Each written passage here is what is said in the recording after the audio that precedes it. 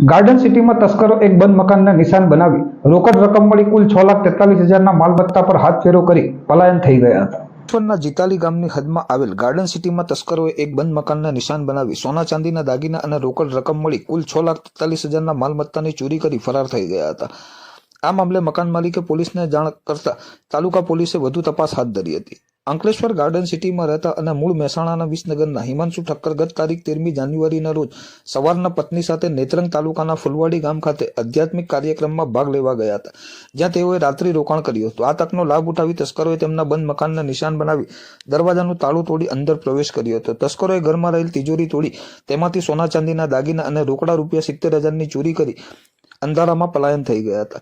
જ્યારે બીજા દિવસે હિમાંશુ ઠક્કર પરિવાર સાથે પરત આવતા મકાનના દરવાજાનું તાળું તૂટેલું જોતા મકાનમાં તપાસ કરતા તિજોરી ચેક કરતા તેમાં રહેલ સોના ચાંદીના દાગીના પણ ન હોય ચોરી થઈ હોવાનું માલુમ પડ્યું હતું. આ મામલે તેમણે અંકલેશ્વર તાલુકા પોલીસ મથકમાં જાણ કરતા પોલીસ કાફલો સ્થળ ઉપર દોડી આવી તપાસ કરતા મકાન માલિક હિમાંશુ ઠક્કરે 4,87,500ની કિંમતના સોનાના દાગીના અને 85,000 ચાંદીના દાગીના તથા રોકડા ₹70,000 મળી કુલ 6,43,000ની ચોરીની ફરિયાદ નોંધાવતા પોલીસે તસ્કરોને ઝડપી પાડવાની કવાયત હાથ ધરી હતી.